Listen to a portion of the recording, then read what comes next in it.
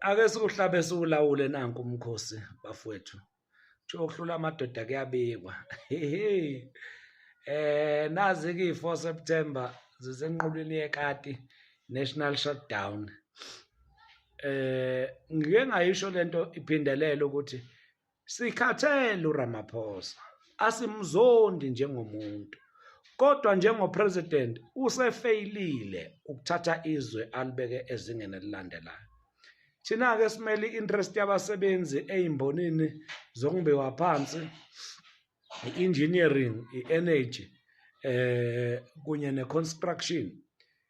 Siyazi ukuthi into esibhekana nazo lapha kubaqashi zinzima kanjani.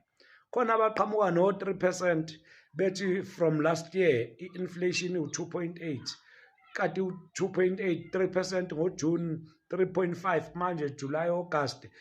Things are bad. And zonke lezi zinto zenziwa uRamaphosa.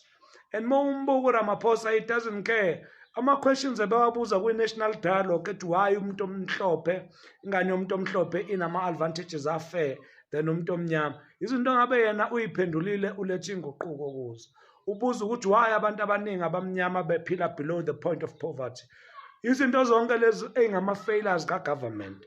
Kodwa nina namhlanje lokhu nithi Ramaphosa this Ramaphosa that. Mina ngiyanitshela akaphume. Kaphume uRamaphosa. That's the only chance South Africa has for survival. Otherwise, kuyafiwa. Abantu abahlakaniphile bathele national shutdown ayibe kuwonke ama province. Abantu beyibambe. Lana cishe ngayidalula ukuthi ngikuphi phela khona ezingizingelayo. Kodwa khona istrike esizobe sikhona kusasa esi build momentum yange4 ye national shutdown. Sithi hayi sikhathele kokugcina manje. Ngiyanitshela kancane kancane uyozekhishwa nayi NEC yashayo nange vote of no confidence kodwa sikushoyo ukuthi usehlulekile uRamaphosa gede.